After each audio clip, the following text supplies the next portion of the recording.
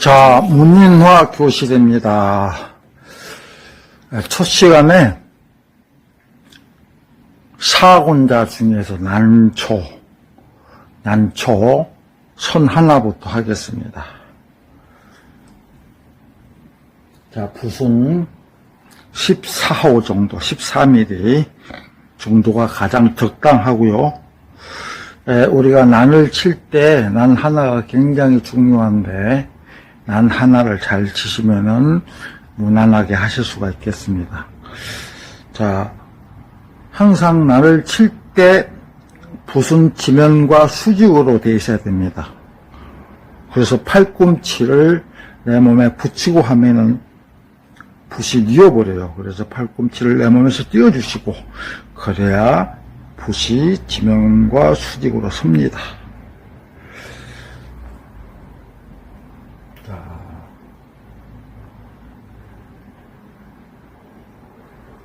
자, 한번 그어 보겠습니다. 우선 그리고 이렇게 밀고 가시면 하는데 끌고 가는 개념으로도 하셔야 돼. 자,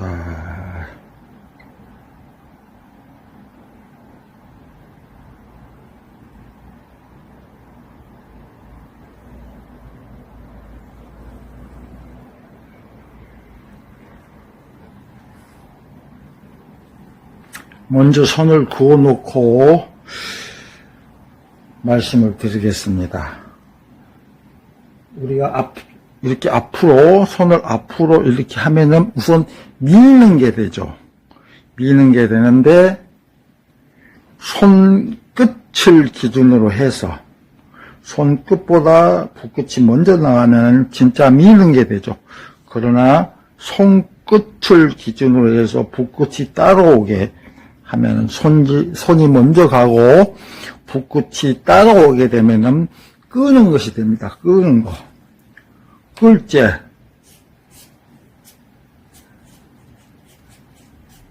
끌제가 되죠. 네. 끌고 가야 돼.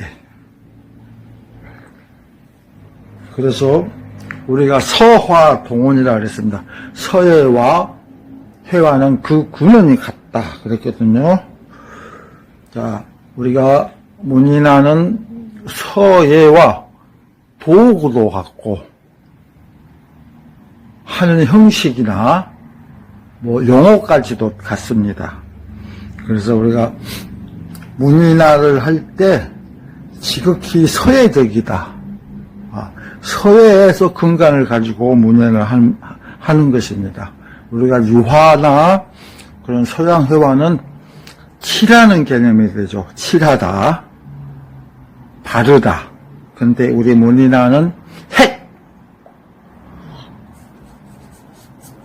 핵과 핵의 어떤 구성입니다. 발름이나 칠하는 개념이 없이 핵과 핵의 구성으로 이루어지기 때문에 특히 서예적이고, 우리가 서예에서도 시작을 기필이라 그러죠.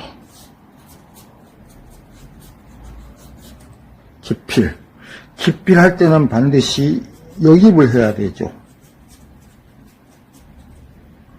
끌고 가는 거를 행필이라 그럽니다. 행필할 때는 부분을 가늘게 해줘서 이렇게 3등분이 되어 있죠. 이렇게 이거를 3절이라 그럽니다. 끝부분은 소미 쥐꼬리처럼 이랬거든요. 서예하고 똑같아요. 자, 시작할 때 기필할 때는 역입하고 행필할 때는 부분을 가늘게 해줘서 3등분을 만들어줘서 3절이라고 그러고, 끝부분은 소미 쥐꼬리처럼 그랬거든요. 자, 우리가 밀고 가는 것 같지만 사실상 끌고 가는 것인데, 끌제, 이 부분을 살짝 눌러서 끌기 때문에 앞제라 그럽니다. 앞제. 이 부분은 살짝 살짝 가볍게 들어줘서 끌기 때문에 경제라고 됩니다. 가벼울 경, 누를 앞, 가벼울 경, 경제라고 그랬죠. 기필에서, 역입을 해서 기필에서 앞제, 경제, 앞제, 경제, 앞제, 뒷거리처럼 이렇게 나가거든요. 그래서 요 부분이 우리 사막이 있죠. 사막이 배의 모양을 닮으면 좋다 해서 당랑복이라고 그럽니다. 이 부분하고 이 부분하고 당랑복. 그래서 우리가 난초가 나와서 살짝 틀어져서 넓게 보이다가 다시 살짝 틀어져서 측면으로 보이고 다시 넓게 정면, 측면 이렇게 변화를 주면서, 그림에서는 변화가 중요하죠. 변화를 주면서 자연스럽게 이렇게 뻗어 있는 모습입니다. 그래서 기필, 행필, 기필에서 나갈 때 앞제 경제, 앞제 경제, 앞제 뒷꼬리처럼 이랬거든요. 그래서 난잎이 넓게 보이고 좁게 보이고 넓게 보이고 좁게 보이고 변화를 주면서 뻗어 있는 모습. 그래서 우리가 그 끝에서 끝이 죽어버리거나 구부러지거나 갈필이 나와서 끝에 기운이 없거나 그러면 안 됩니다. 나가는데 기운이 있어야 된다. 기운이 실려져 있어야 된다. 여기가 그러니까 우리가 서해에서 기필, 행필, 수필이 있죠? 역시도 마찬가지입니다. 기필, 끌고 가는 걸 행필, 시작을 기필이라고 끌고 가는 걸 행필이라고, 마무리 끝에서 이게 수필입니다. 수필이라고 하는 것은 붓끝을 거두어 드린다 이거죠. 마냥 쭉 가지 않고 거두어 드린다 이거죠. 그럴 때 해봉, 수필할 때 해봉입니다. 기필, 행필, 가서 삼재를 하고 행필을 해서 발출하는데 끝이 죽어버리거나 갈필을 나와서 힘이 없어 보이나 하시면 안 되고, 항상 그 생동 기운을 느낄 수 있는 그런 것을 발출이라 합니다. 그냥 빼버리면 안 돼요. 마냥 빼버리면 안 돼요. 빼는 듯 하다가 다시 돌아오게 됩니다. 이게 바로 수필에서 해보는 것이죠. 공중에서 수필을 해오는 것입니다. 그래서 기필, 행필, 수필하는데 그 수필에서 기운이 빠져버리면 안 돼요. 이게 굉장히 중요합니다. 발출해서 어떤 탄력감을 실어서 기운이 차도록 발출했다가 결국은 다시 붓끝이 돌아오는 겁니다. 돌아와서 다음 회로 연결이 되는 겁니다. 예.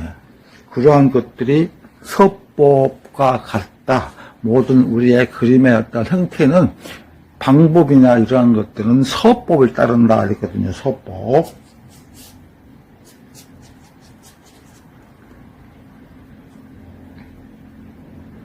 그래서 선 하나 긋기가 중요한데, 자, 우리가, 자, 다시 한번 해보겠습니다. 여기서 중봉이 빠졌죠? 중봉. 그러니까 중봉이라 하는 것은 난초선이 이렇게 있으면은 붓끝이 가운데를 타고 가야 돼요. 예. 중봉을 함으로써, 중봉을 왜 하느냐?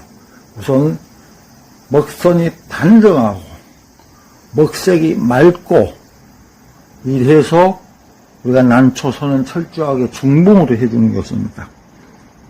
우리가 중봉 있고 편봉 있는데 그림에서는 편봉이 또 많이 써요. 그런데 난초에서는 철저하게 중봉으로 해주시는 게 좋습니다. 제가 시범을 한번 보여드리겠습니다. 자, 먼저 붓 끝에 물을 찍고 먹을 묻혔어요.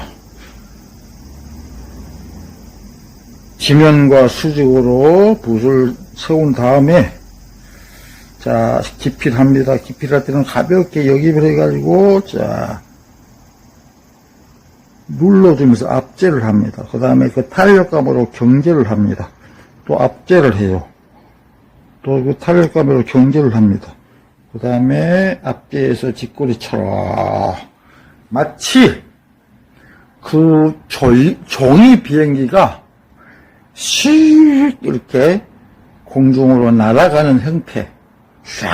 그러니까 우리가 그 난초 잎은 다른 식물들과 달리 그 편한 기세가 있어요. 하늘을 찌르는 그 기세. 그 기세를 발출해서 잘 나타내줘야 됩니다. 자, 봅시다.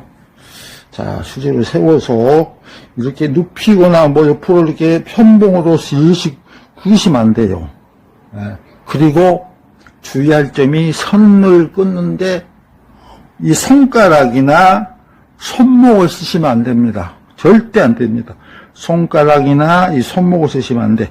가다가 이렇게 손가락으로 한다든지 손목으로 이렇게 한다든지 하시면 안 돼. 손목과 손가락은 그대로 두고 팔꿈치로 하는 겁니다. 팔 전체로 마치 팔꿈치로 밀고 당기는 그런 개념이 되도록, 자, 이렇게 해주셔야 돼. 그러면서 몸도 같이 따라서 움직여줘야 돼요. 예, 몸은 가만히 놔두고 팔만 가지고 이렇게 하면 잘 안 돼요.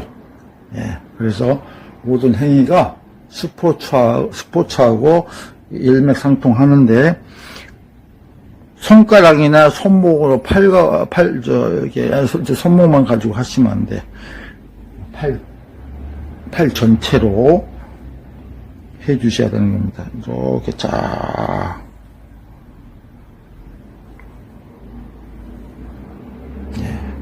이 곡선을 팔꿈치에 이렇게 따라가 주셔야 돼. 이렇게. 그 다음에, 오른쪽으로 가는 거. 이거는 지금은 왼쪽으로 향하게 했는데, 오른쪽으로 가는 거죠. 팔꿈치 띄었죠? 자, 여기 기필에서 이렇다가 놓고, 이렇게. 향일성이 있습니다. 그 남쪽 끝이 같아서 구부러지면 안 돼. 구부러지면 안 돼요.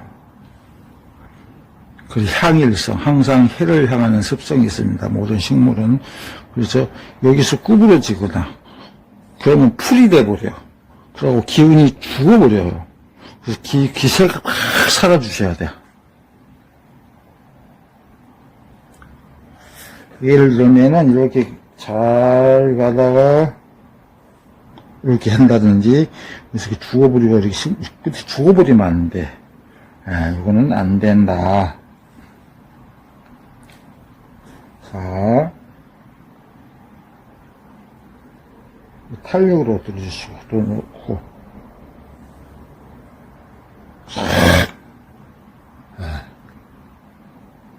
자, 여러분들 연습하실 때 천천히 많이 하셔야 됩니다.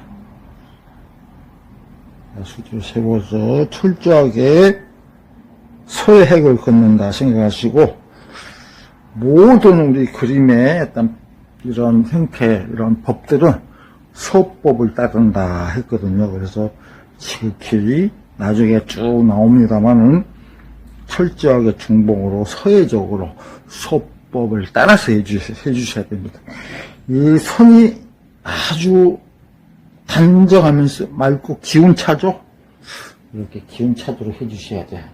선이라고 해서 다 같은 거 아닙니다. 난초에서는 정말 빼어나야 돼요. 이렇게. 오케이. 자, 오늘 강의는 여기까지 되겠습니다. 감사합니다.